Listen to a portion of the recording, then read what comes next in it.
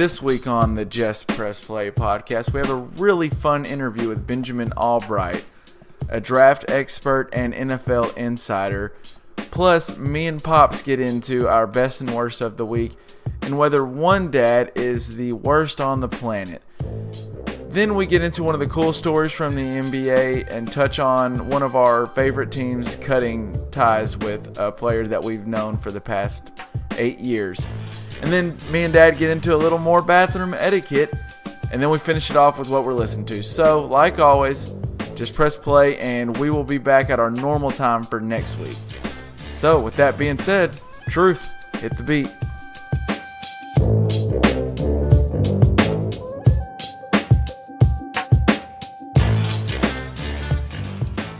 All right, so we are back a little later than usual, and we're missing one of the legs to our tripod here. It's just me and Pops today.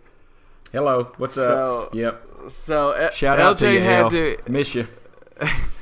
Yeah, we're going to pour one out for L tonight, but we been a lot of traveling. We actually all got to see each other. We are all under the same roof this weekend. It was pretty cool, even though it was brief. I mean, there's a lot of traveling going on, and LJ and Hannah are back up in Chicago, and now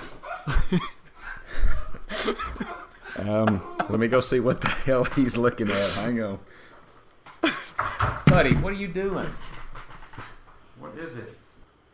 Come on, let's go out in the backyard. Come on, buddy. Buddy. Come on.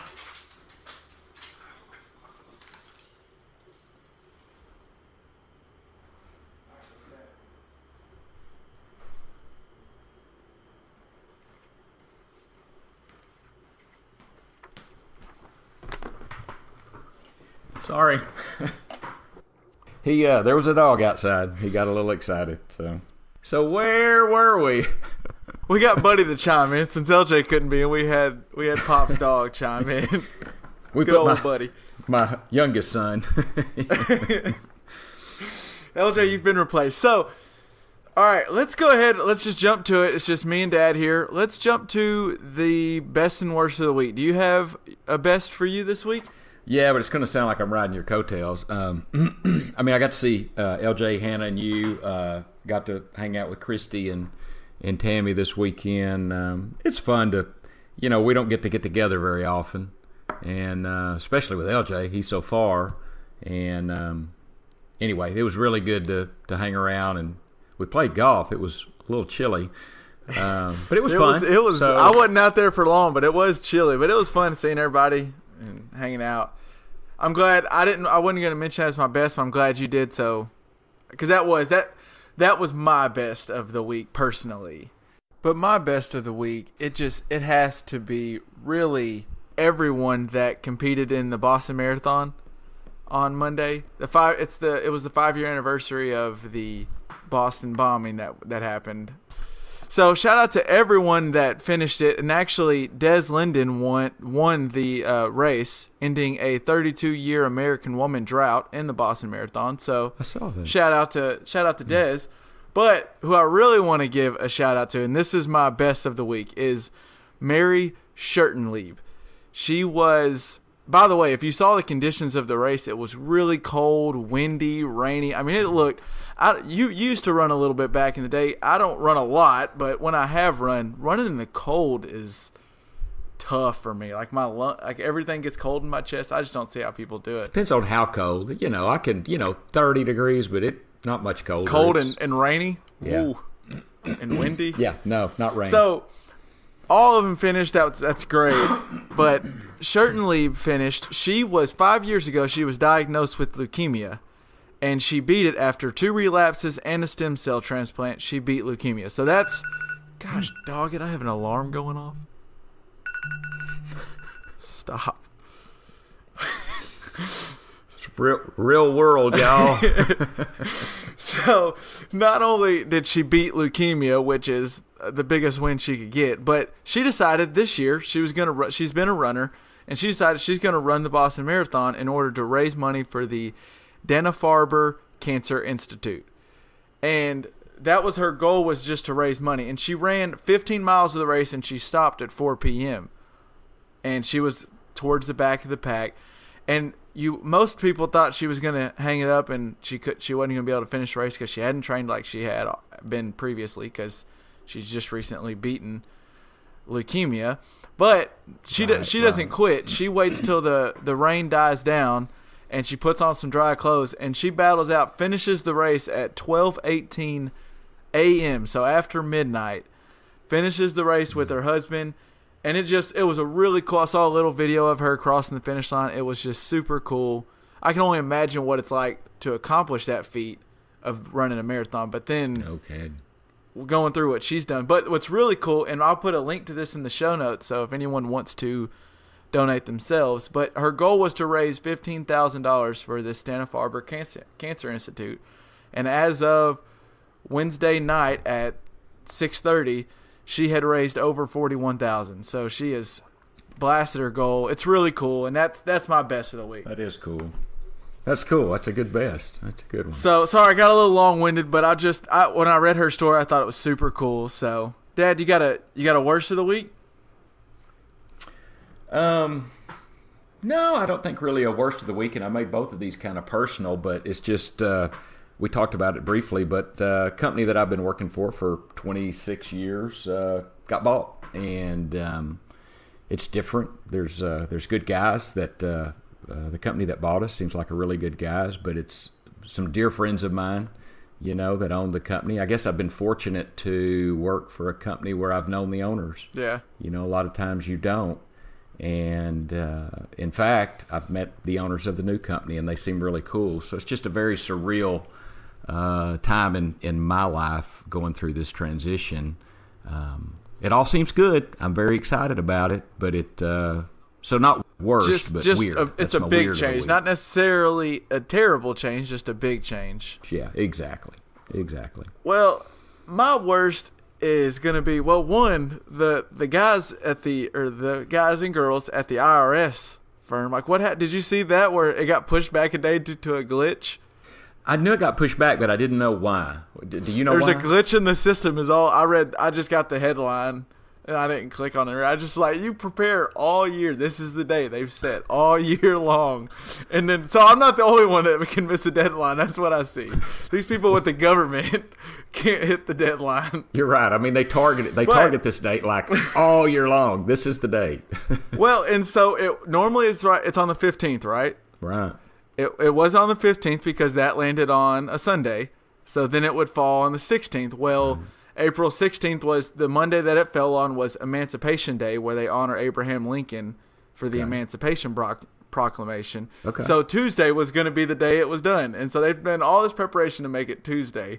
And then there's a glitch in the system, and they can't do it Tuesday. So we don't know what we're doing. So it's today. So you're saying it got bumped to the 18th? Yeah, to the 18th, to the Wednesday the 18th. Today is the final. As we're recording this, you could have still uploaded or submitted your stuff. I'm thinking you probably already got yours submitted, but if you didn't file your taxes. No, I got mine done yesterday, and I was happy for the one extra day. I honestly didn't realize we had an extra day. Yes. I got it in yesterday, for real. That's it. But that's not my worst. My worst is, and I don't know if you can quite relate to this as much, but being all millennials out there, I'm sure can. Working at a part-time, I worked at a restaurant at the beginning of 2017, and I haven't worked there for a while. It's been, I don't know when my last day was, but it's been a while. So I haven't talked with them, I haven't seen them, and trying to get your W-2 from someone from it's a small W-2.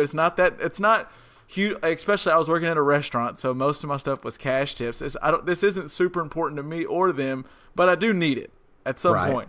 Right. And my God, it was like pulling teeth to get that damn W-2. My gosh.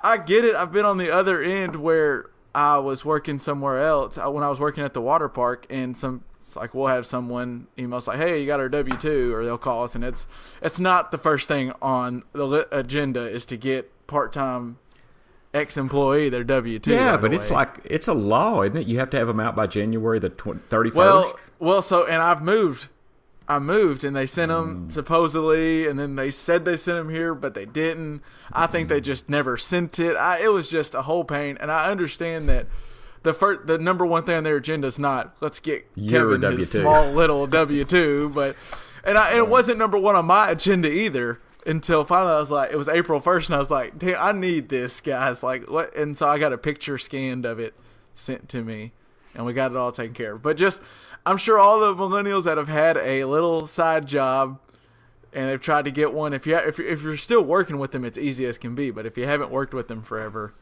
Right. it can be a pain. Some of the millennials I know wouldn't even notice if they didn't get a W-2. They're like, okay, well, it helps me having mom. They hope mom does their tax return. And if she doesn't, it doesn't get done. I've seen that. Yeah. All right, well, that is enough tax talk for today, because if you're listening to this and you haven't submitted your taxes, then not only did you miss the extended deadline and then that deadline, you missed their screw up and then that deadline. So you just royally screwed yourself. So let's get on to the episode. So, Dad, did you see? I wanted to preface. I think you watched the video, right? Of I'm calling her the puck girl. Yeah, I did see that. So for anyone that hasn't seen, it was a Washington Capitals game, and this player, a Capitals player, they're warming up, and it's just like when you see basketball for those who aren't hockey fans. There's a bunch of pucks out there, and they're shooting, and they're passing around, and just getting the feel for it. And he picks up the puck, and he's going to go drop it over the wall because there's this girl that's just freaking out. This little cute blonde-headed girl. She's cute. Like, probably, 5 years old?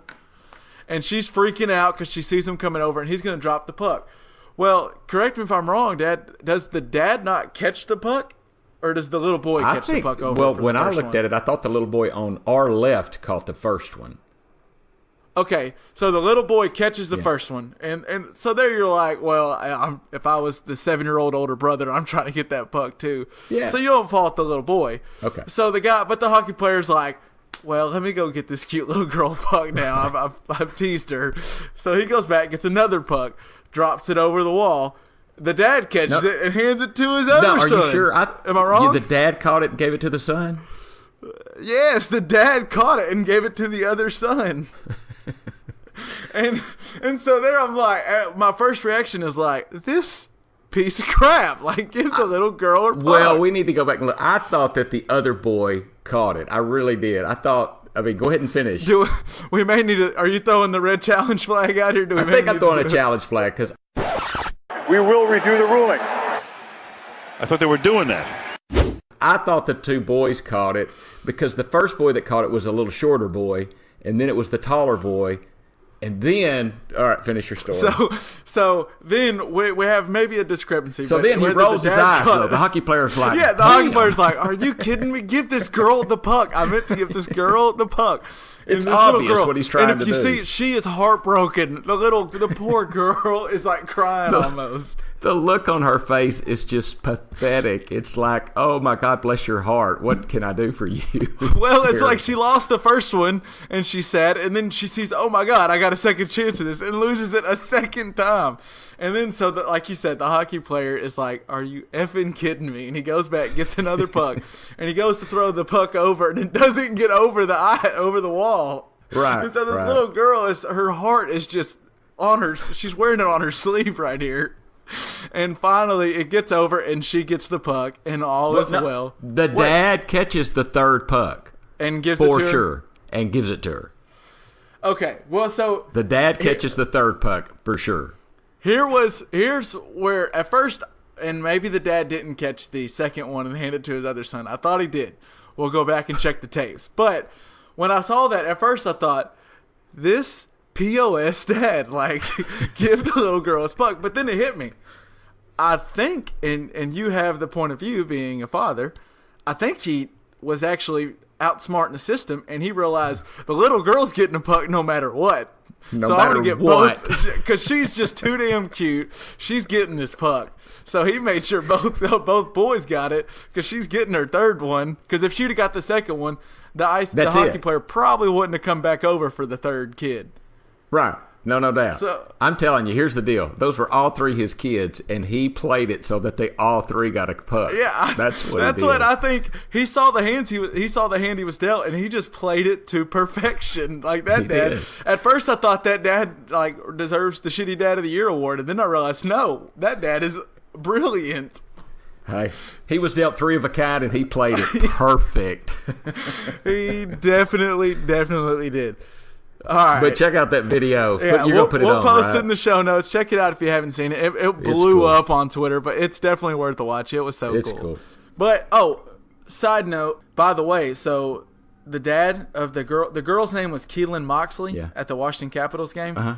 Not only did the dad score with the 3 pucks, now the Washington Capital owner, Ted Leonsis, has offered the girl and her family glass seats to Game 5 in Washington, D.C., and he plans to meet with them before the game. Oh, cool. So the dad is straight scoring nonstop. He can't do any better. He has played this perfect. He got it. He couldn't have played it any better. He'd be pimping. Puts it up.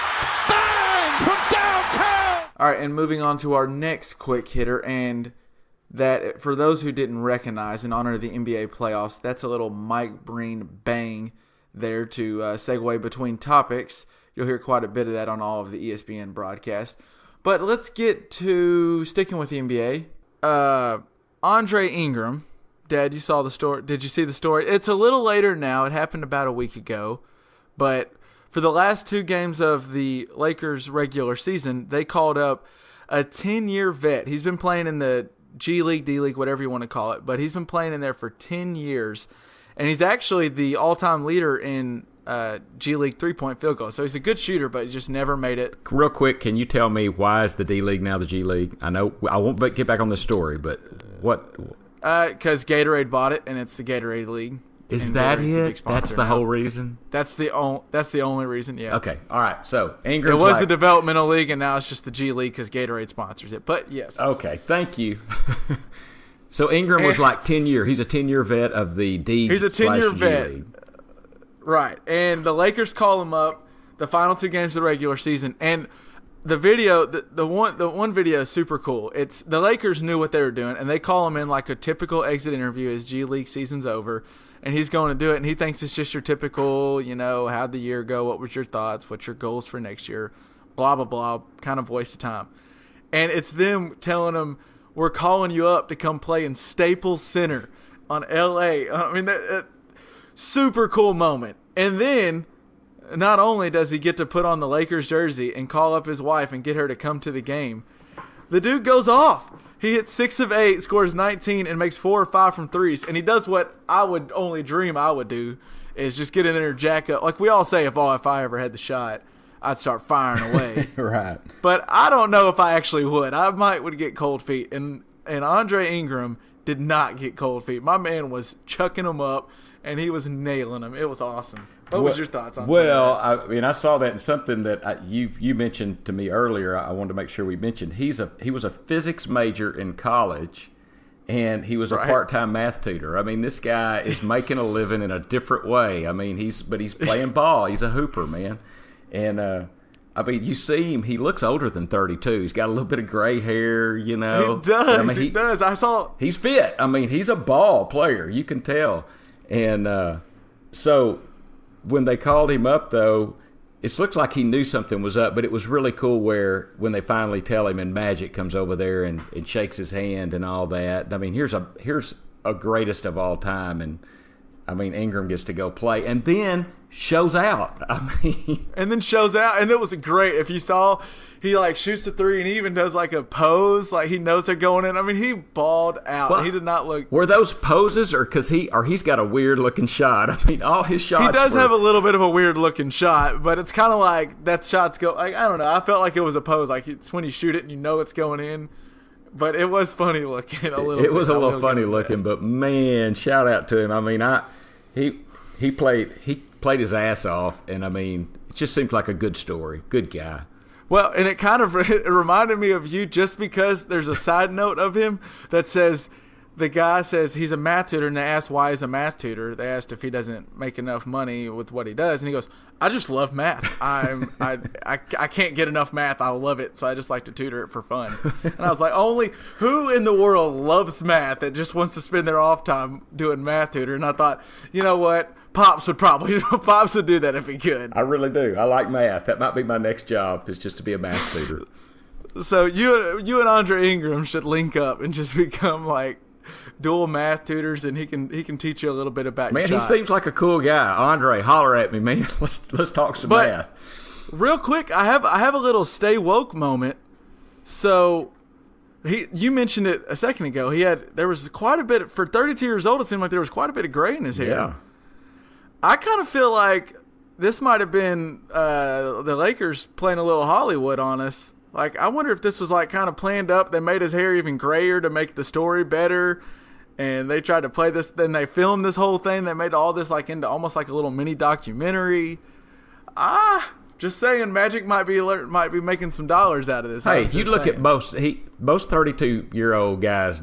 Their hair's not that gray. I mean, I don't know if my hair. Well, that might be up for debate. I don't think my hair is quite that gray, but it could be. So, I know. He had some – it was hilarious. He had some young journalists on Twitter really questioning things because they're like, wait a minute, we keep talking about how it's so cool how this old guy's balling in the NBA, but he's 32. I'm 32 or I'm 35. Or Right. all these journalists are like, wait a second, he's not old. Let's quit this narrative of he's old. how old is Manu? Manu Ginobili's 40, I Manu think. Ginobili's 40. He's 40. He's 40 and bald and still balling. I mean, good God. It doesn't – yeah, it's incredible. Puts it up.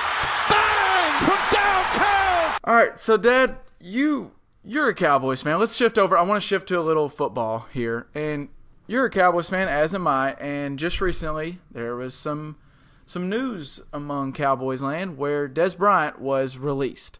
Yeah. So first, I'm just going to go – I just want to know your thoughts. What do you think? First thought was it's about time. I really liked Dez Bryant for a long time. His athletic ability was second to none, probably still is. But in many ways, a cancer on the sideline in the locker room is probably strong, but he was a bad infection. He just didn't. I don't know what the right term is, but I mean, I'm glad he's gone. I'm glad he's gone. And you know what's going to happen is he is going to go somewhere in freaking division and terrorize the living crap out of the Cowboys. I know he will because when he puts his mind to it, he's amazing. Well, tell me. So I know in my heart of hearts, I know this is the right decision. Like the Cowboys needed to get rid of him. They needed to cut him. It was just he was going to get paid. He was going to get paid $12.5 million and count worth $16.5 million against the cap. So a huge cap hit. Actually, he was going to count as the most expensive receiver in the NFL this next season. Yeah, he's no not way even. He deserves it. He's not top 5 right now. He's not top 10. I mean, he might not be top 20. To be honest with you, I don't. He's probably he could top have a better 20, year, but yeah. And it's just so I know, and so the Cowboys now save $8.5 million, and they just signed Allen Hurns, who, if Dez is what he was last year, Hurns is the same, if not better, for way cheaper. And now they'll probably spend, and I'll ask this we have Ben Allbright coming up just next, an NFL Insider draft cover guy, and I'll ask him if he knows anything about the Cowboys drafting. But I think they're probably going to go receiver in one of the first 2 rounds, and I just think it's. You kind of got to – it's just like what the Patriots done to be successful all these years. If you're not producing, you're not worth that high dollar, they'll get rid of you. Here's the reason I think you feel a little tell melancholy me why about it hurts. it. Yeah. Because the Cowboys never got to him. I mean, I don't know. They needed a leader. Somebody needed to come grab him, take him under their arm. Maybe Michael Irvin was that guy, and maybe the thing is Michael Irvin was not that guy. He needed somebody with high integrity, maybe a Ray Lewis. If he would have been on a team with Ray Lewis, maybe Ray Lewis would have set him straight. An Ed Reed. I'm not trying to go Baltimore, but I'm just saying he needed a leader, a player leader, to go, this is how you play in the NFL. Athletic ability is not going to keep carrying you if you don't do the work and put in the time.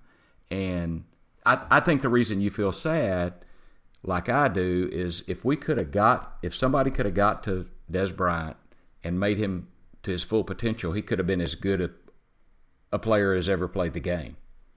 Well, so what gets me is I think where I really get torn is I remember watching when Romo was at his best and Dez was at his best. I think they were a perfect marriage because – and that's why Dez doesn't work as well with Dak. Dez has never been a great route runner. He runs He's slant, improvisational, and so a go, was Tony Romo. and a jump ball. And that's where, with Romo, he was great because they do their little improv, and Romo is the best when he gets out. He does his little spin move, and he's outside the pocket, and that's when Dez is at his best. And they worked in the offseason, and I think that's why I saw the potential because they got a connection where they worked in the offseason. I thought, wow, these guys are just special. They have that back shoulder to a T, and that's something Dak just doesn't have that. He's a very time-oriented passer. He likes to know exactly where his receiver will be, when that curl is going to happen, a sharp comeback, and that's just not Dez. And then you see that at 30 years old, Dez is now working on a route running with a route guru over the offseason. It's like,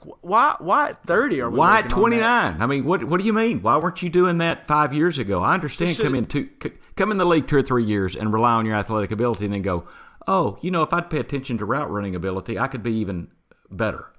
And he didn't get that till now. He kept, and I think he kept looking. I mean, I follow him on like Twitter, and it seems like athletically he's a specimen. He'll post like workout videos and stuff, and he's insane. And that's never. And he was working out even after he signed his contract. He was still. I don't think there was any lack of him staying in shape and working out, but that was never his issue. Was athleticism. He had that from day one. His issue was the small little bitty things, and that's where I think you're right. The Cowboys, and it's funny, I just thought about this as you were saying it. The guy that would be Jason Witten, and he's just not. I don't think he's the big vocal, take you under my shoulder leader, take you under my arm leader. He's just not. He just kind of that's no diss to him. He'll come in, he gets his work done. He's done it for 20 years now it seems like. So I mean, he's had a heck of a career, but he gets Jason Witten's work done. He doesn't go make sure Ezekiel Elliott's getting his stuff done or Dez is getting his stuff done. I think sometimes these young guys need a veteran to go, hey, look, hold them accountable and say, look, we're all going out there, and my livelihood relies on how good you play.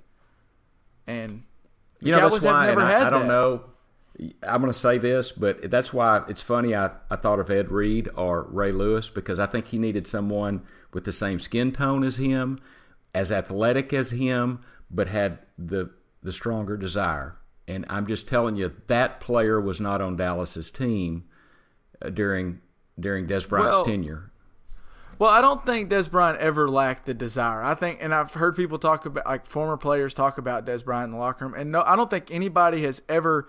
That's why some people think of his sideline antics. It really was just he wanted to win so bad, and when he wasn't helping the team win, I think it wasn't even about his stats. It was, I know I'm good enough to help this team win. Why am I not? And that's where I think someone needs to go, look, you don't need to go get your vertical higher or your 40 faster. You need to work on the little bitty things that don't show up in the stat sheet, but just the little, like make that slant really sharp, make that curl really sharp. And it doesn't look like much, but if he can create that separation on a curl, his yards after what he does with the ball after the catch is second to none. But he doesn't think about that kind of thing. He thinks about, I can jump over this guy and catch it over him. You said the key thing. He didn't think about it. I'm not saying, I want to be clear. He had the desire. I think he potentially had the desire. He didn't know. I don't think anybody showed him the road. If someone would have been there he respected and showed him the road, he could have been as good as anybody that's played that position. And it kind of goes back to Jason Garrett and it's like what does Bill Simmons call him, the glorified hand clapper? I mean, Jason Garrett's not the clapper. He's just he's not a bad coach, but he's not a good coach either. Yeah, he's just like he is what he is. He is who we thought he was. I mean, he just yes. He is. And that's what's so frustrating as a Cowboy fan. It's because you're like, we know what we got with Jason Garrett. We got 8-8 most years, maybe a 12-4, but we'll probably lose in the divisional round. I know what it is. And I want to say this: Jerry Jones, he's a guy that will do whatever Jerry Jones wants, and I have a lot of respect for Jerry Jones. He runs his football team. He does want to win. I think he kicks himself. He trips over his own, sometimes, but I think Stephen Jones, as he takes more control of the team, I think he makes good decisions that are in the best interest of the team. I think you'll see the Cowboys be more successful as Stephen Jones gets more responsibility and authority. No affront to Jerry Jones. I mean, he's done a great thing. But I think you'll see the Cowboys be more successful in the future. Well, you see with the Patriots, when they really took off is when Robert Kraft took his hand off the team and let Belichick do everything. That's just look at any team in the NFL, NBA, really any of them. The owner's got to start being the owner and let the GM and coach be the GM and coach. There's a difference. You don't have to do both. Yep. But with that being said, I'm excited to see what the Cowboys do in the draft. And let's go ahead and get over to the interview with Ben Allbright. So now we have Ben Allbright joining us. What would you say? Would you call yourself? You're based out of Denver, but you kind of follow the NFL and the draft in particular, or just the NFL in general? I would say both, NFL and the draft. I kind of got started with the draft stuff, to be honest. So it's kind of funny the way I don't know how it was odd the way I happened upon your Twitter.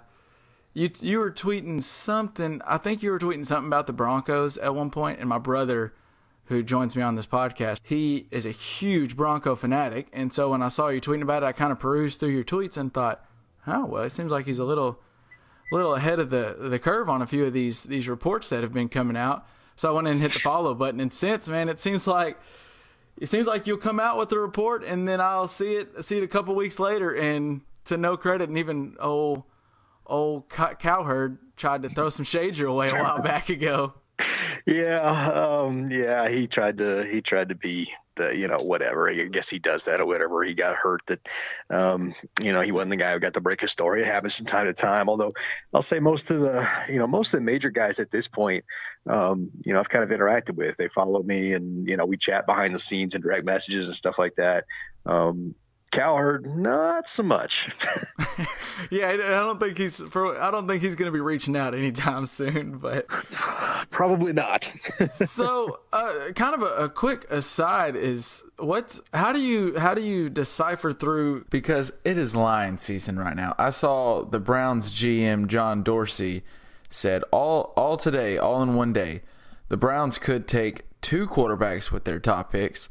The Browns could take no quarterbacks with their top picks.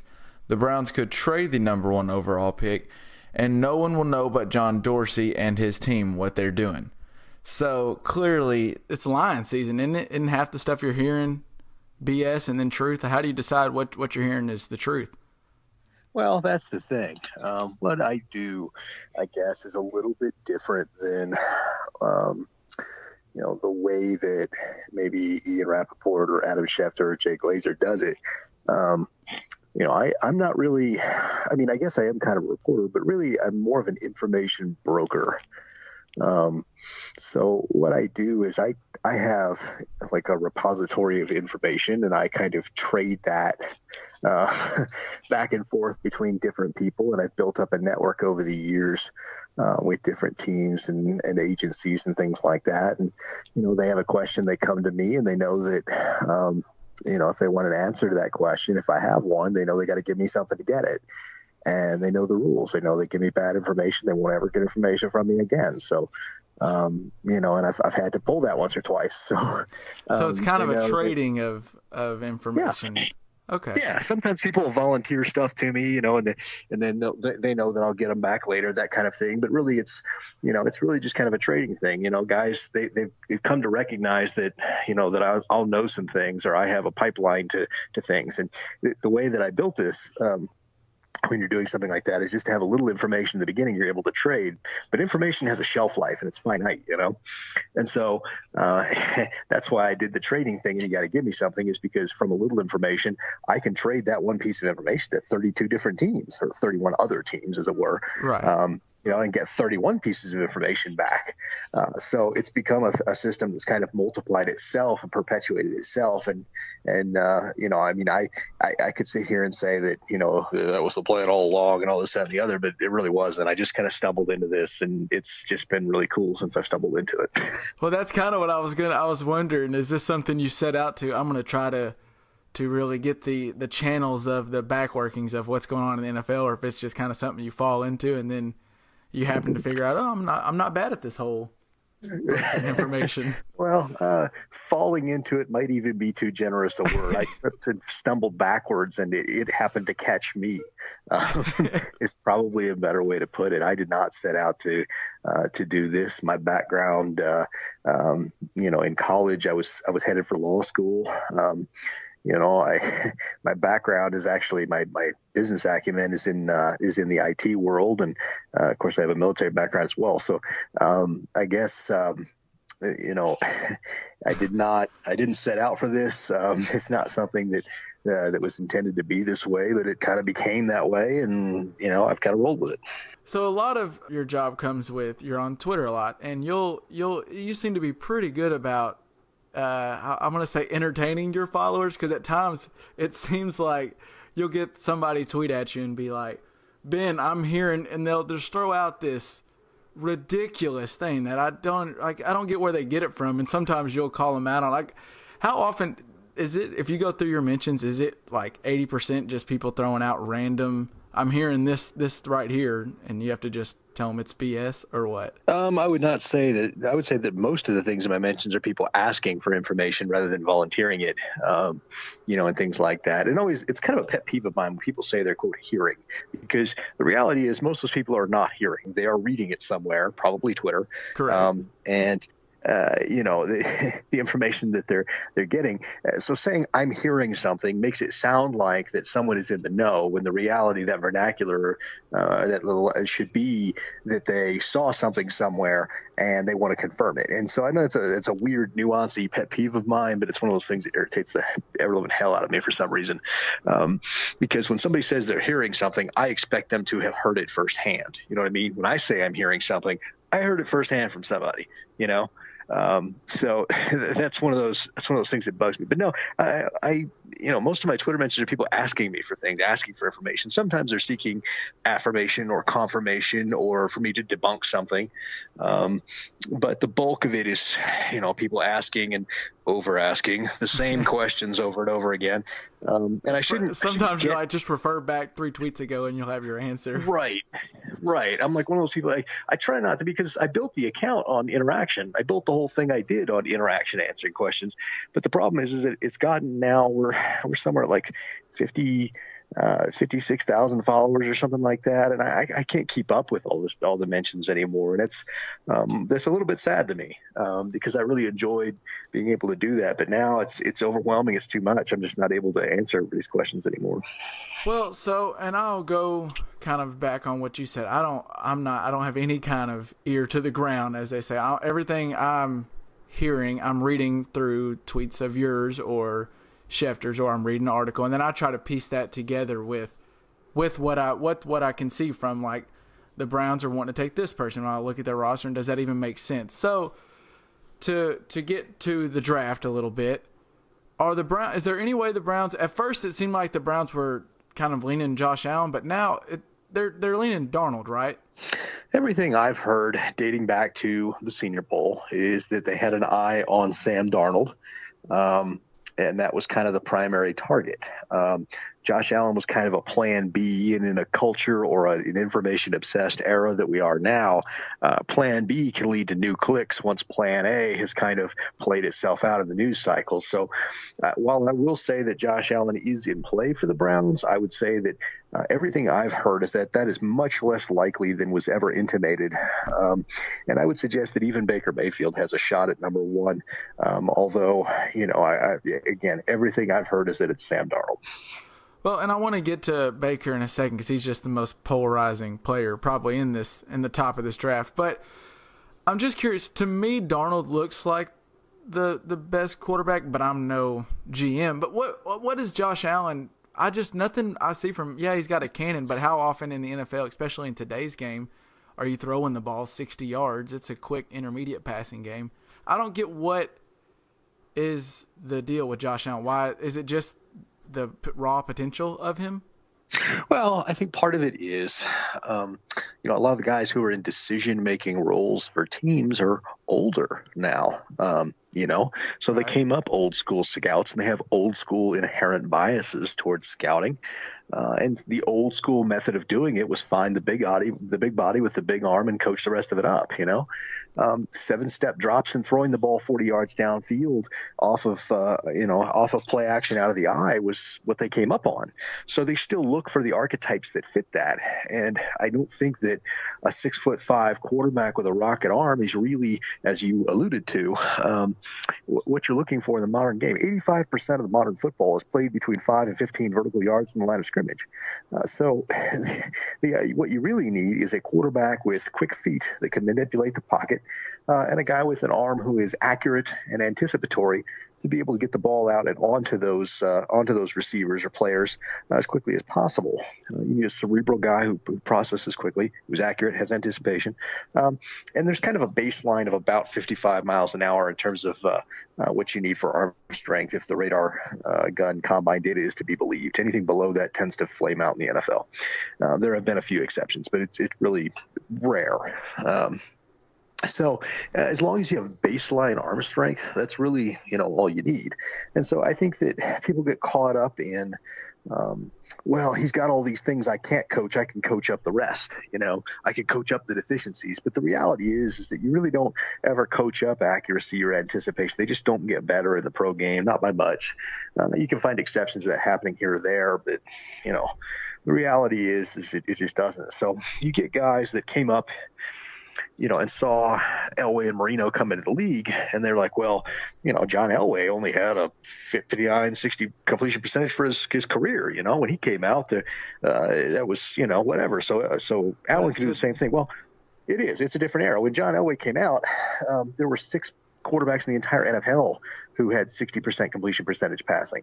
And now 3 of those were like 60.1. Then you're not even a starting level quarterback almost anymore. Right. Yeah. 60% is replacement level. We had almost half a dozen guys throw for 70%. Right. So it's, the game is different. The game has evolved, and those metrics that old schoolers used to use and still kind of have inherently ingrained in them are not correct anymore. And so I think that's part of what you see. I think you see an old school philosophy still being applied to a newer game in some regards. Well, and that's the thing with Josh Allen, and then I'll move on. But I knew his accuracy the best this past year at Wyoming, but then I read Evan Silva pointed out on Twitter that when he was at JUCO before Wyoming, he ranked 57th out of 58 quarterbacks in JUCO and had 16 touchdowns in 11 games. I mean, just at 49% completion percentage. I just don't see that. That just blows my mind that's who you would take 1 or 2. But so let's go over to the new news coming out today that you kind of alluded to 3 weeks ago is Rosen is now dropping. Is that right? It seems like. Yeah, I've been trying to kind of hint at people for a while. Josh Rosen is not as highly thought of in league circles. There are some teams that do, but in league circles as he is in the online community. And I think part of that is the online community supports maybe some of the political or rebellious quote unquote stances that Rosen has, where the people offline or old school football guys may not. Wearing an F Donald Trump hat to Donald Trump's golf course seems funny to a younger person, where it may not be to an older person. You know what I mean? Right. And so I think that there are people that kind of root for that. They see some of themselves in someone who does that, and they root for that, and that allows them to color their evaluation of a guy or where they think a guy should go. I look at Josh Rosen. He had pretty good tape. He got one of my highest film grades, but someone pointed out to me from the league that he really doesn't have a lot of room to grow as a passer. And there's truth to that. What are you going to coach up about him? If he's already the most polished passer, then what area or aspect of his game is going to transcend where it already is in the league? So I think, the thing that bothers me is you shouldn't punish a guy for being more ready to be in the NFL, but at the same time, he appears to be one of these guys who is a high floor, low ceiling guy, similar to maybe an Andy Dalton or a Mark Sanchez. Oh, well, that's interesting that I haven't thought about it that way, but I have when I watch him although he makes some questionable decisions, when he makes some of those throws where he's already anticipating making the back shoulder throws where it really blows me away in college, but as he already peaked, I haven't thought about is he building from where he's at right now? Because right now I like his arm the best out of the quarterbacks out there. If I had to take one of those 4 quarterbacks to start at opening day game for me right now, it would be Josh Rosen. If I had to take one of those quarterbacks to be my 5-year guy, it wouldn't be. So then would that mean is your 5-year guy? Because I've seen him creeping up, and you've mentioned him around 1. And I might have some conflicting thoughts on Baker Mayfield. What's Baker Mayfield that people are falling in love with here recently? What's he do that people like? He's a quick decision maker. He processes things so quickly. He's accurate and on time in the 5 to 15 game. He does have above average arm strength. I think the problems people have with Baker Mayfield are, the superficial stuff. Yeah. He played in air raid. Well, so did Pat Mahomes. And Pat Mahomes looks like he's going to be special. So did Jared Goff, to be honest with you. He played in a different variant of the air raid, but he played in an air raid nonetheless at Cal. The air raid guys, this isn't a Graham Harrell situation. This isn't the air raid from 10 years ago. This isn't Colt Brennan. Right. The run and shoot. The NFL is starting to adapt. They're starting to take some of those concepts and bring them in, and so these guys are getting more of that. 78% of the NFL was played in the shotgun last year. Most of the NFL have played with 3 wide sets. Nickel is a base defense now. These concepts that these guys are brought up in college are actually translating now. And so I think that the knocks that they have are, some people talk about the immaturity, but, the reality is the dude's just competitive is what it is. He's competitive. He does have the run red flag, which is the drunk incident in Fayetteville, Arkansas. But otherwise, he's just a competitive guy. And I get that because I'm a competitive guy. So I can empathize with that. He's also, 6'1", just a shade under 6'1". He's the exact same height as Case Keenum. And so people have a bias against short quarterbacks. But the reality is, in the modern NFL, there's something to be said for a shorter quarterback hitting into a certain height, because the taller quarterbacks need a wider base to plant in that pocket. Shorter quarterbacks can typically have a narrower base, still generate power, and manipulate the pocket with their feet quickly. So the idea that, a tall passer is the way to go is just not borne out by the data over the last couple of years.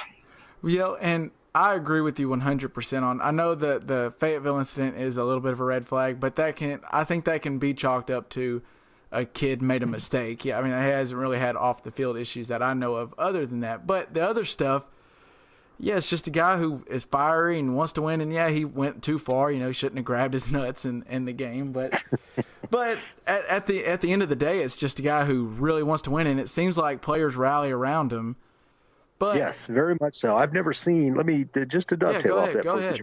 I saw down in Mobile at the Senior Bowl. I've never seen people gravitate to a guy the way they did to him right away. They just do. He's just a natural leader, and I know that that might seem overwrought to people, but there's something to be said for that, and he definitely has that. Well, and so you mentioned this part of Baker's game fits right in line with what you said about.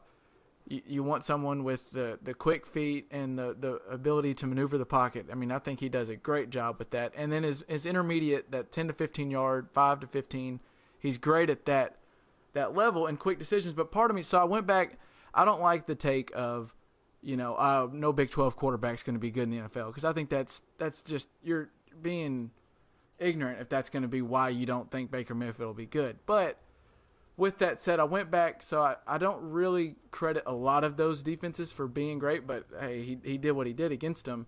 But I went back and rewatched all of his offensive snaps against the Georgia game, because I thought, okay, here's him against a good defense. And really, I wasn't as impressed as I remember being when I watched the game in person, because I just saw them put up all those yards. Baker Mayfield actually kind of disappointed me in that game.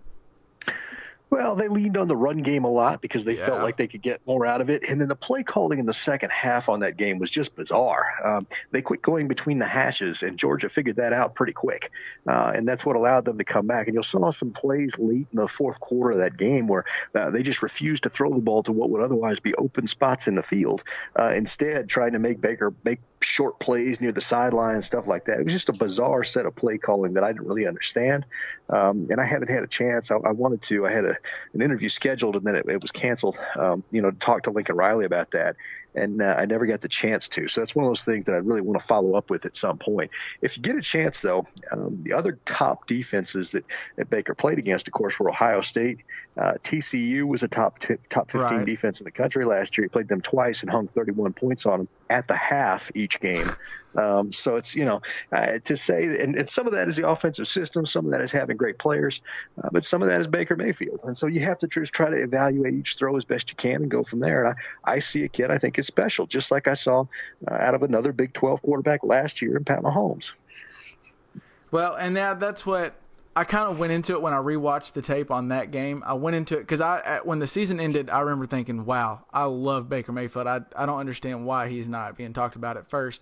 And as time goes on, I just tried to talk myself, well, why? What is the reasoning? And when I watched that, there was only one throw he did make in the fourth quarter around like the 10-minute mark. He made a beautiful down the left side of the field, a back shoulder where the guy was covered, and he just threw him open. And that's the kind of throw where if you're a scout, I think you see it and go, if I can get him to do that multiple times, plus what he does throughout the game all the time, then I can really build a team around him.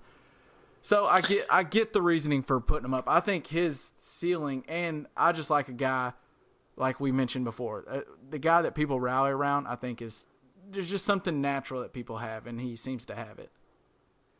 Yeah, I think he does too. I think I think you hit the nail on the head there.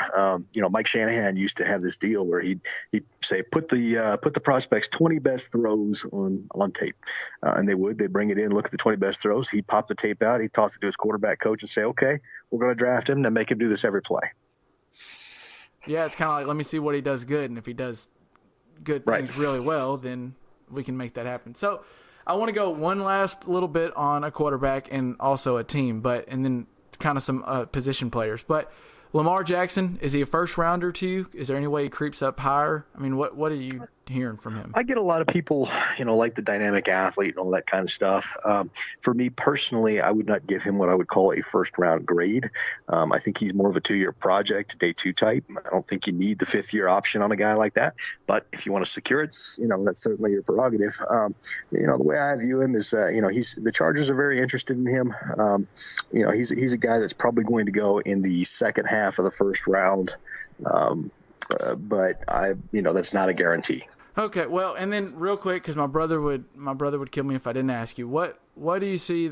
Are the Broncos? They're going to go Keenum for a year. There's no way they're going to take a quarterback and not play Keenum. But are they thinking quarterback first round, or do you think they're kind of moving away from that? I don't think they're going to go quarterback at all in the early rounds. I think they're pretty happy with Case. I think that they understand that they're financially obligated to Paxton Lynch for another year, so they figure if we're going to go Case and we're obligated to Paxton, why not give Paxton one more shot to see what he's got? And if it all doesn't work out and blows up in our face, we're going to be picking early next year. We can draft a quarterback then. So they haven't. That's what me and him have been talking about. Is he doesn't think they've given up on Paxton Lynch, or that they should have yet. Because, like you said, they've already invested it. You might as well see what he's got. So you think they are going to go into another year where they see what Paxton Lynch has before they move on? I do. Based on everything I've heard and everybody I've talked to, Case is going to be the guy. They're going to give Paxton, one more chance to kind of prove that maybe he can become the guy and see where he's at and evaluate that accordingly. And Chad Kelly is not really in their plans at all. So that's not something anybody should worry about. So to get on some non-position player or non-quarterbacks at I feel like that, to me, I don't see the Giants going quarterback unless somehow the Browns don't go Darnold. Then I think they would go Darnold at 2. But if they didn't go quarterback, then I feel like you're probably looking at Barkley or maybe Quentin Nelson. But it's just hard to take a guard at 2. Seems just from popular opinion. What do you think? How early could Saquon Barkley go in your eyes, or how early should he go? Because I feel like he's a little overrated, and you've mentioned that before. I feel like he's very overrated. Any running back that couldn't get to 100 yards rushing in 61% of his college football games is not what I would call a generational changing talent. You watch the tape, he lacks, elite vision. He just kind of runs fast and hopes there's a hole there. He doesn't really run with power for his size, 230-pound running back, but it runs like somebody who's closer to 200. So there's things about him that I don't really care for. Plus, running backs are the lowest impact position player on the field in the NFL today that is not named punter and kicker. Doesn't matter if you draft a star running back; it just doesn't affect things. And I know people can say or point to, the Jaguars taking Fournette, and all of a sudden they went to the playoffs. Well, the Jaguars were 7-6 with Fournette in the lineup and 3-0 without him last year. You can talk about Ezekiel Elliott, but Darren McFadden was the number 2 rusher in the NFL the year before Ezekiel Elliott got there. Right, and McFadden had the added hindrance of having Brandon Weeden, Matt Castle, and Kellen Moore as his quarterbacks, where Zeke had Dak Prescott. You could talk about Todd Gurley, and Todd Gurley really wasn't anything until the Rams improved their offensive line last year, and then all of a sudden he took off. So the idea of drafting a running back that early to me is something that's laughably absurd, especially because if you're drafting a guy like that, you want that 5th-year option, right? Well, a 5th-year option on Saquon Barkley is going to cost you about $20 million, which is an absurdly high number. Well, and I just don't get – so I think Barkley's good. I think he could maybe go a first-round pick, but to draft him at 4 or 3 or wherever you're going in that top area of the draft, when there's guys you can get – I mean, we just saw it with Alvin Kamara. I think you get the right guy in the right system. I don't think it mattered. There's just, like you're saying, the gap between the best running back and the 5th running back I don't think is that crazy. It's not like the top quarterback and the 5th quarterback. There's a big difference.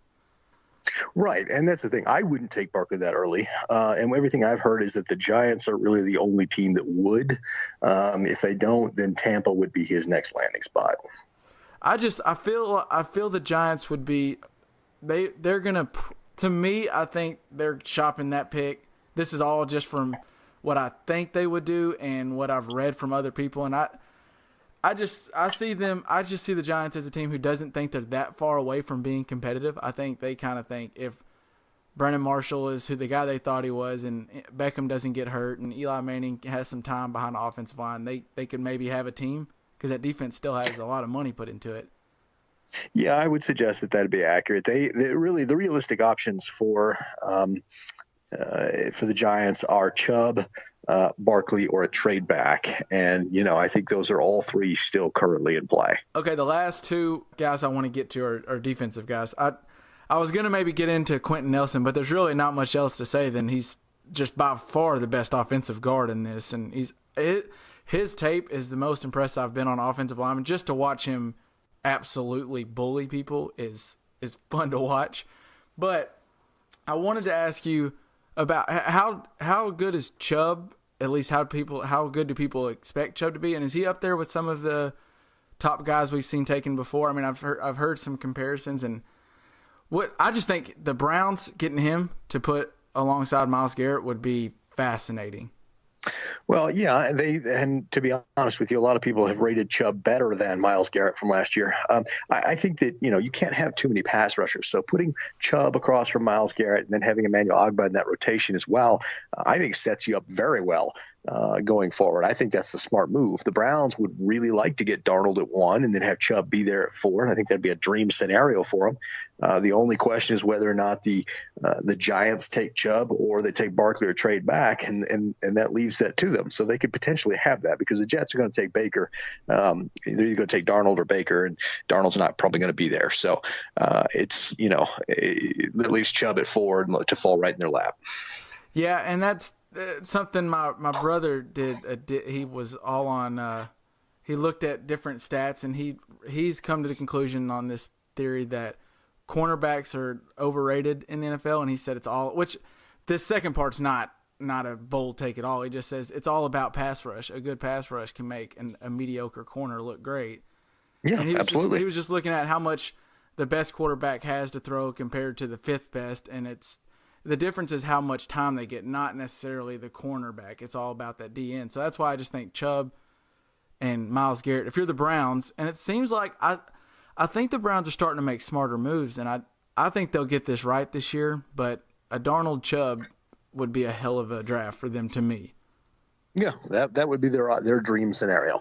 So last one, and then I'll let you get out of here. But why my favorite player in this draft, I think, or at least the player I think is the most underappreciated. Now recently I've seen he's more solidified in the top 10. But Roquan Smith, why is he not getting the pub that every time I've watched him, when I turn on Georgia game, he was all over the field. I just don't understand why he's not up there in the top 5 or 4. Well, I agree with you. He should be, and he kind of is. He'll be a top 10 pick. I'll tell you that now. That may be media failing to catch up to the league on that, and the media overvaluing quarterbacks and pass rushers and things like that, and not valuing that sideline to sideline tackler that a Roquan Smith could be.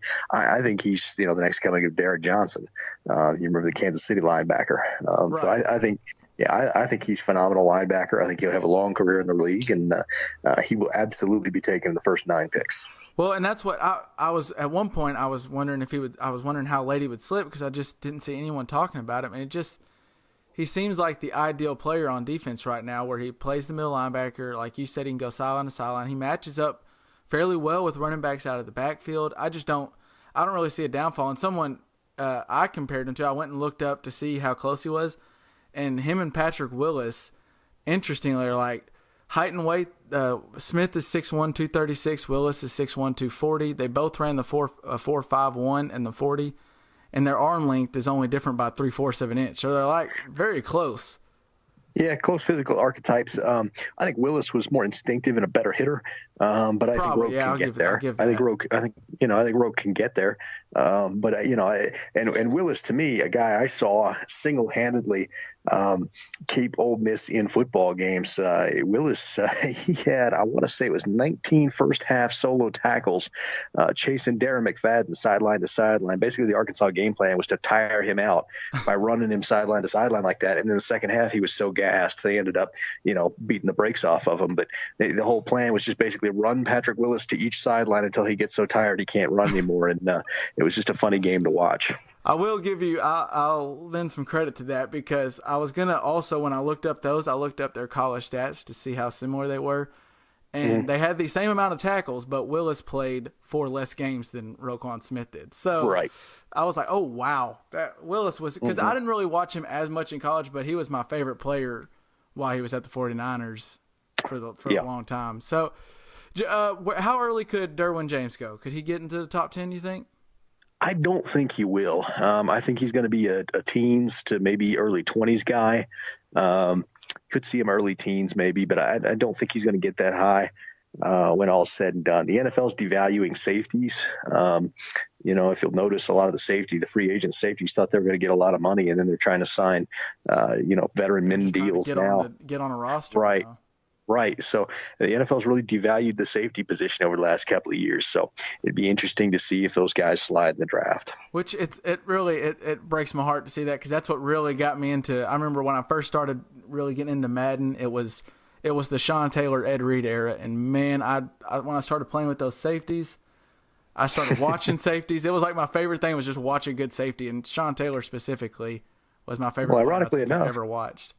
Ironically enough, the safety position is what got me into football. Really? It was watching Steve Atwater. Steve Atwater hit Christian Okoye, and that was really the moment for me that football became a thing. So really, and now we're devaluing safety. It's funny how real quick, Cowboys. That's my team. What do you think? Are they probably going receiver since they cut Dez? You think, or you can look at receivers. They will certainly take a look at it. Both Calvin Ridley and Cortland Sutton will take a look at. I would suspect that they're probably going to go defensive back. But that receiver position, keep an eye on it as well. I think they'll wait on the receiver, to be honest with you. Everything I know about Jerry and talking to my buddy Mike Fisher down there in Dallas, I think defensive back is the way to look. All right. Well, you can follow Ben on Twitter at Allbright NFL. I'm telling you, it's a good follow. You'll get some good news probably before the big news outlets get to it. But also, you'd only do one mock draft, correct? That is correct. The day before the draft. Day before the draft. That'll be on your Twitter? I will post a link to it. Yeah. Okay. All right. Well, is there anything? What else are you doing? Is there anything you want to plug here, Ben? Obviously we got the radio show, and I put out links for that every once in a while, and then we've got the TV show, and we'll be doing more with that this fall. So, you just pay attention to Twitter, and you'll get access to all of it. You do the show? Are you still doing the show on Facebook? Yeah, we're actually bringing that to mainstream TV this fall. Cool. Well, all right. Well, Ben, I really appreciate you coming on, and man, I hope you don't get too busy during all this draft coverage. Well, I appreciate it. You have a good one. All right, man. All right, and now we're back. So, Dad, I wanted to ask you. I have an issue I'm dealing with, and it's I thought maybe your experience on this earth might help me here. So, oh Lord. So there is I've noticed that at work there will be a little bit of urine on the seat. Okay. In the men's restroom. So I'm like, at first I was just like, gosh, someone forgot to pull the toilet seat up. Like, come on, and if you do forget, wipe it off, whatever. So it happens one time, like, whatever. Then I see it again. I'm like, come on, man, who is this slob that I'm working with? So now, and it could be, sometimes you get a little splashback, and sometimes it's not necessarily pee on there. But if you notice it happen, go ahead and wipe it off, Yep. I understand not wanting to touch the toilet seat. I get it. It's dirty. But so I got into my investigator status a little bit, and I started noticing, someone went to the restroom. So I would go to the bathroom after someone went to the restroom, and I slowly crossed them off. So now I'm pretty sure I know who the person is that is guilty of this fraudulent. Who the messy pisser is. Yes, I know who the messy pisser is. And do I but now I don't know what this information is good for. I can't confront the person. It's good for nothing. Now I'm hitting myself because there was no reason in doing this because I can't do anything with this information I've gathered. Except for now, I just look at this person with a little bit of, just kind of. Well, perhaps when you're around the water cooler talking about football, you can bring up the fact that, Amy, don't you hate it when someone pisses on the seat? Don't you hate it when there's urine on the toilet seat? What's the deal with urine on the seat? Is it my Jerry Seinfeld? I mean, you just bend over, get some toilet paper, you wipe it off, your hand doesn't get wet, you drop it in the toilet, it's all done, it's fine. Because we all know the toilet seat that has like the gap right there, so where you don't have to pick up the toilet seat each time. But if you notice that you spray a little bit or there's some splashback, just rip off some toilet paper, wipe it up, because there's nothing worse than there's already nothing worse than if you have to drop the Browns off at the Super Bowl at work. Like, that's already bad enough. But then if you do that and then you sit down and realize that there's cold liquid on the toilet seat, that's just like, come on, man. Like, you never sit on that without looking and cleaning if necessary. Kevin, no, you don't anymore. You don't anymore. Yeah. What's a mistake you only make once? Yeah. No. Oh, God. But so what is it? Be sweet and raise the seat. And if you sprinkle, wait a second. All right. I'll have to think about that a little more. There's a little and raise the seat. And if I don't know where you wipe it up, but it rhymes. Yeah, that doesn't have a good jingle to it. If you sprinkle when you tinkle, be sweet and wipe the seat. That's it. If you sprinkle when you tinkle, be sweet and wipe the seat. Okay. But, no, I mean, bring it up in like special, around the water cooler, and you just should be more careful. I agree. Yeah. But really, what I figured out is I did this investigative research, and there's not a whole lot I can do with this because I'm not calling out said person. I'm not going to go up to be like, look here, guy, wipe the toilet seat after you get, I'm not going to be that person. No, but I know. Now, I mean, if it was at my house and it was like me and my buddies, and I've narrowed it down to it's Labatt's always peeing on the seat, then I'm going to call Labatt out. But right. No, yeah, no. There was a guy at my work that did that, and he was an older guy, and I just assumed maybe as you get older, your aim gets worse. I don't know. So you just roll with it. So all right. Well, so I'm stuck in this pickle, but. Let's go ahead and get on to how we always end the show. And I really I hate that LJ's not here. I always like hearing what LJ's listening to. But next week we'll all be back and better than ever, as Greeny would say. So stay tuned. But Dad, what are you listening to? I've been on the Counting Crows lately, and my favorite album is Films About Ghosts, and just put it on and listen to it front to back. Is that the one with Round Here or? Oh, it's got Round Here. It's got it's kind of almost a greatest hits, which I almost hate to choose a greatest hits, but it's just so good. Front to back, their latest. Well, I don't know if it's their latest, but Underwater Light Bulbs or What We Did Last Summer or something like that. It's covers of everybody else's song. I'm sorry, I was only going to say one. I'm only saying one. Films About Ghosts, Counting Crows. That's what I'm listening to. Well, interestingly, Counting Crows is always a good listen. But interestingly, you kind of prefaced it with you hate to take kind of a best of album, and that's exactly where I'm going to go. Actually, I the other day I was getting ready. It was actually this past weekend. I was going to drive up. I was driving to Boonville to see. Which a weird thing about Arkansas, Dad. They call Fayetteville, all Arkansans. They call Fayetteville, but they call Boonville. Everyone. It's unanimous. Yep. It's weird. Yep. But it's that's an aside. But so I was driving to Boonville to see all of you guys, and I was like, I want to listen to some music. I want to listen to something. I don't really want to hear a podcast or anything. So I threw on. I saw I'm on the podcast on the Spotify with you, and I saw. I think it was Lift's All-Timers or All-Timers. So I was like, ooh, I'll just throw this playlist on. And, naturally, with a Lifter playlist, you just press play. So I hit play, listened to like 2 or 3 songs, but then some Bob Marley came on, and then I got the itch. I was like, I think One Love came on or Buffalo Soldier. I'm not sure what came on, but something came on from Bob Marley. And I was like, I kind of just want to go hear some Bob Marley. So I just went and listened to, is it Legend? Is that with Bob Marley and the Wailers, and it's him on the cover? Yes.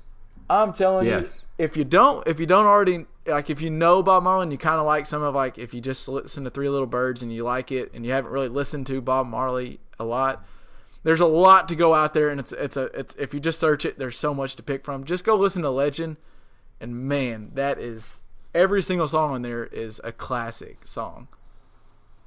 Gosh, I'm almost jealous you picked that, but I will stick by my Counting Crows because I do. That's all from you. Marley. I mean that was all from Liff right there. But I mean that Bob Marley is the. I know it's stinking here because Bob Marley's the shit. I'm just saying, really good. I was really hesitant to move because I was like, I put on this playlist. I was just gonna press play, but then when I looked, I typed in Bob Marley. Is before I got really driving, and I was at a stop sign. Or at a red light, and I typed in Bob Marley, and that Legend, Bob Marley and the Wailers Legend popped up, and I was like, yep, that's what we're doing. And I put it on play, and man, just bang. I think it's the second song, Kevin, No Woman, No Cry, which is probably my favorite song. But do you know that, and I can't remember where you can find the long version where they do the guitar solo at the end, because it kind of cuts off, and it's worth doing. So find No Woman, No Cry with the long guitar solo at the end. That live version, is you know what? Fantastic. I'll go find it, just because I want to hear it and listen to it, but I'll go find it and I'll put it in the show notes as well, so if anyone else wants to check it out. But yeah, Counting Crows, always good listen. Legend, Bob Marley and the Wailers, good listen. Classic. That's all we do is we give the people just, if you're looking for, even though it's probably stuff you've already heard, but you're just looking for something that different that you haven't listened to in a while, we just throw out great stuff all the time. That's all we do. So just press play. That's all you do. All right, well, that's going to do it for Pops. I'm glad you were able to make some time. We were able to jump on and get something out for this week. I think it was pretty good. But next week, we'll be back full staff. Me, you, and Elle. We'll put out a full episode, and we'll be back on a regular time. So we might let Buddy make a little quick mark. Yeah, we don't feature Buddy every week, so we'll see if Buddy features again. I'm going to leave a little bit of that in there. So. But stay tuned. We got some fun topics next week. It's a good show coming up, and it's going to be fun. And we'll have Elle back. I'm sure he'll be ready. He'll be fired up. He's been held in for a week. So. And for this week, by the way, you can always catch us on Facebook at Just Press Play Podcast, or you can find us on Twitter at JPP Pod, or you can hit us up on our website at jpppod.com or justpressplaypod.com. We put our show notes, everything we talk about's in there. Our what we're listening to, Pops is updating that. So I mean, you can go back and listen, like if you remember something from a couple episodes ago. And Dad's gonna keep ripping up paper and stuff so you can hear it throughout this outro. So for this week's episode, it's me, Kev. Dad, I'm out. Peace. we out. Thanks for playing.